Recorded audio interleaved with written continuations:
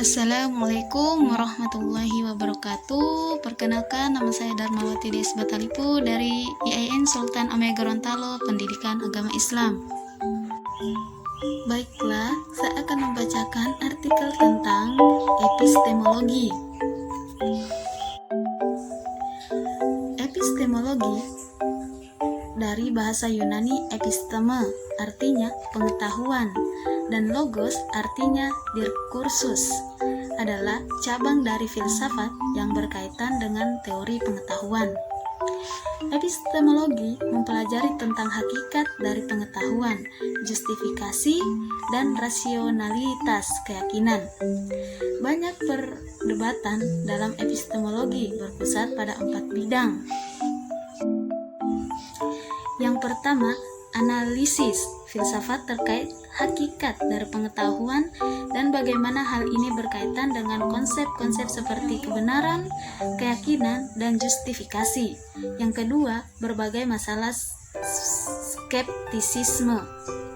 Yang ketiga, sumber-sumber dari ruang lingkup pengetahuan dan justifikasi atas keyakinan. Yang keempat, kriteria bagi pengetahuan dan justifikasi. Epistemologi membahas pertanyaan-pertanyaan seperti apa yang membuat kebenaran yang terjustifikasi dapat dijustifikasi. Artinya, apabila mengatakan bahwa seorang mengetahui sesuatu dan pertanyaan yang mendasar. Istilah epistemologi pertama kali digunakan oleh filsuf Skotlandia James Frederick Ferrier pada tahun 1854. Namun, menurut Brett Warren, Raja James dari Skotlandia sebelumnya telah mempergunakan konsep filosofis ini dan menggunakannya sebagai personifikasi dengan istilah epistemon pada tahun 1591. Adapun objek dan tujuan epistemologis. Dalam kehidupan masyarakat sehari-hari, tidak jarang pemahaman objek disamakan dengan tujuan, sehingga pengertiannya menjadi rancu bahkan kabur. Jika diamati secara cermat, sebenarnya objek tidak sama dengan tujuan. Objek sama dengan sasaran, sedangkan tujuan hampir sama dengan harapan. Meskipun berbeda, tetapi objek dan tujuan memiliki hubungan yang berkesinambungan, sebab objeklah yang mengantarkan tercapainya tujuan.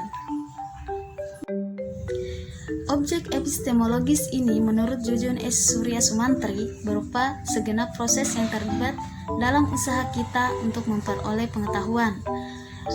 Jacques Martin mengatakan, tujuan epistemologis bukanlah hal yang utama untuk menjawab pertanyaan apakah saya dapat tahu, tetapi untuk menemukan syarat-syarat yang memungkinkan yang dapat tahu. Hal ini menunjukkan bahwa epistemologi bukan untuk memperoleh pengetahuan, kendatipun keadaan ini tidak bisa dihindari.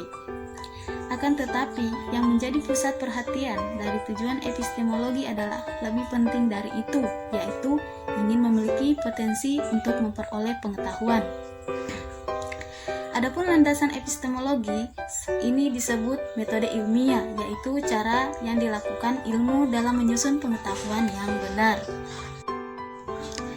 Itulah yang dapat saya sampaikan. Kurang dan lebihnya saya mohon maaf. Saya akhiri, wabillahi taufiq wal hidayah. Wassalamualaikum warahmatullahi wabarakatuh.